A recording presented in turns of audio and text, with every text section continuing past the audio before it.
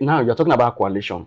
Atiku, Peter Obi, and probably like they say, El Rufai is coming on board. Are you guys afraid of that kind of coalition? We are not, because they look like I call them association of wild goose chasers. They're on a wild goose chase. Why? What they are chasing does not even exist in their imagination. It only exists in their imagination. Alright guys, welcome back to the channel. So I stumbled on this powerful interview with Daniel Bwala, and trust me, he didn't hold back. He broke everything down from why the coalition might never work to why the APC is not even worried. According to him, the only real threat to APC is if these parties come together and choose Peter Obi as their representative.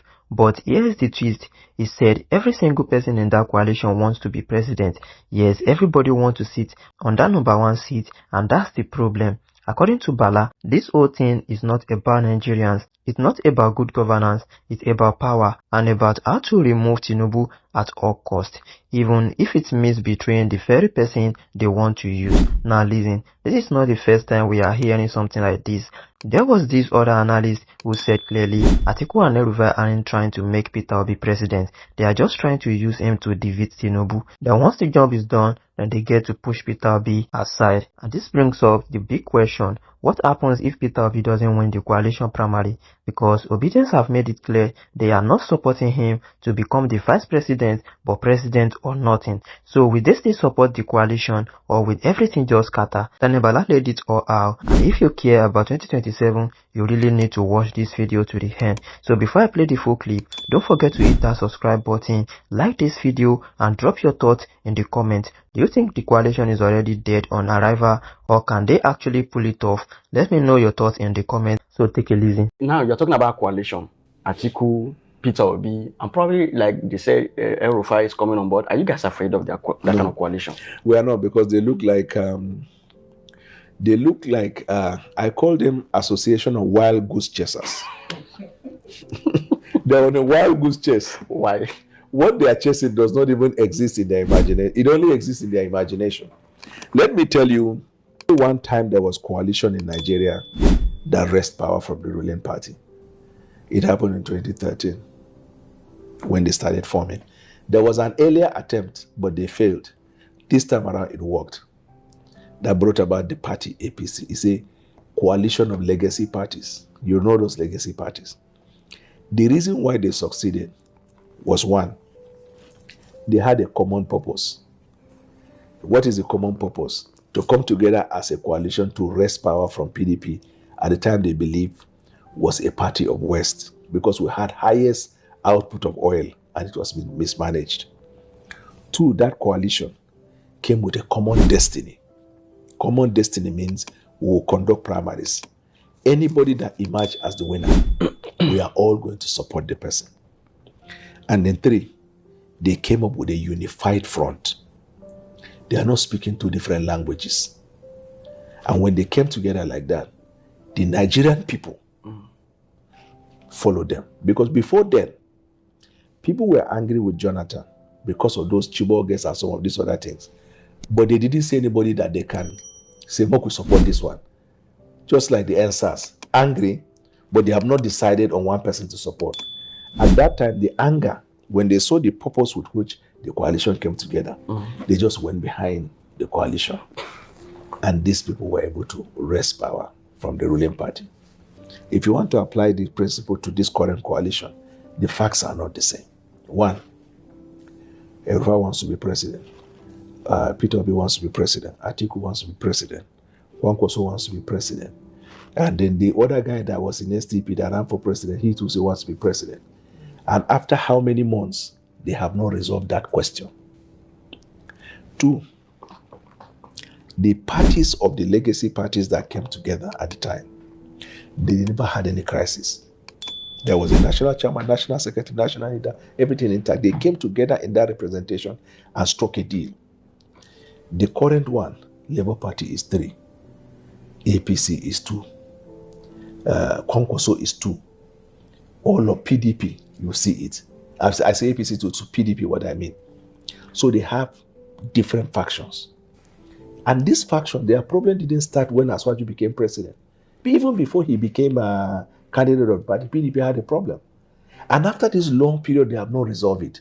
I'm giving you the distinction between those facts that I said we are not afraid of them.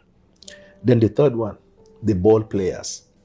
They are not imagined men like people who emerge like a clap of thunder out of a blue sky. They are people we know. We have their facts, we know their history, and we know their participation. And we see them. And then last but not the least, they have not paid for the sins they committed for the Nigerian people. This five element is hitting them in their face. They don't look like they are organized enough to put a threat or fear to anybody, not only the president. That is the reason why we are not moved. And the Nigerian people seem to still have suspicion around them, because the obedient have still not resolved one question, that we will accept whatever comes out of coalition. They say only if Peter Obi is the candidate.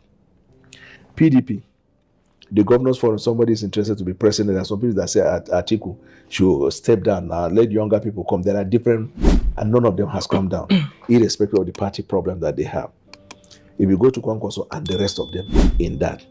So their problem is hybrid, hydra-headed, and it is orishirishiri. No political coalition will defeat a governing party, even if that governing party is weak in the present constitutional arrangement. And if you look at the coalition that brought APC, 2 years before the election, they were not confused. 1 year before the election, they were rock solid on ground. Now, 2 years to election, all these parties with the antecedent problem that I mentioned, they don't look like they are resolving. That's why you are saying Peter Obi may not likely contest on the platform of Labour Party, because he's seen that the Labour Party arrangement may be a problem for him. They say the other person. So what they are now thinking is whether to form another party or to join another party. When they say they were going to go to SDP, before you see Jack Robinson, they say, oh, Tinubu is controlling SDP, we don't go there. Now they form a committee under Rotimi Amechi. He's suggesting that they should have what they call ADA, another political party. The name of the party, if you say your name is Barcelona and the players that are playing Akwasheko, you cannot get Barcelona's result. So the name, are there no Barcelonas in Nigeria Football Club? People say we are Real Madrid. There are major clubs of the world, in different parts of the world. There are people who that call their names like that. Do they replicate the result of Barcelona or Real Madrid? It's not by the name. It is the players. The players. That is my case regarding the coalition. Even though they are coming with 6 million votes, 7 million votes, all those votes that they are coming with, it's not a threat. Doesn't that's the problem. That's the problem you say. You are doing as if they went to supermarket and bought the votes. What makes you think that those 6 million that they had today, the 6 million are with him? Because he may have increased or he has lost. The data will show. The same thing with the other person. And let me tell you this. If you look at history and trajectory, when you are more coordinated, well organized, you prepare for exam, everything intact, you get C. You think now that way you never read, you never see book, you never say, you never read, you never do anything, you get A, except if the force behind the coalition is witches and wizards. If it is true, the only way you will know that this person will come out with a good result, better than his last result, if his preparation for now is more than the preparation for the last. If they do the election free and fair this time around, try to project the result like Annie claimed they were going to do you think Tinubu stand a chance? As of today that we're sitting, yes, he stands a chance to win.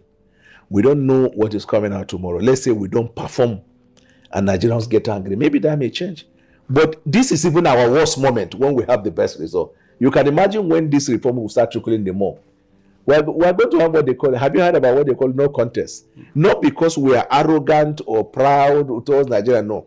It's because we do not want to insult their sensibility, but Nigerians also are not satisfied with the way the opposition will Tinubu be bold enough to allow free and fair election this time around, ensuring that results are tracked down as INEC said they are going to happen? That is what I said now. Is that going to happen in 2027 election? It's going to happen in 2027. It's going to happen in 2027 election. Yes.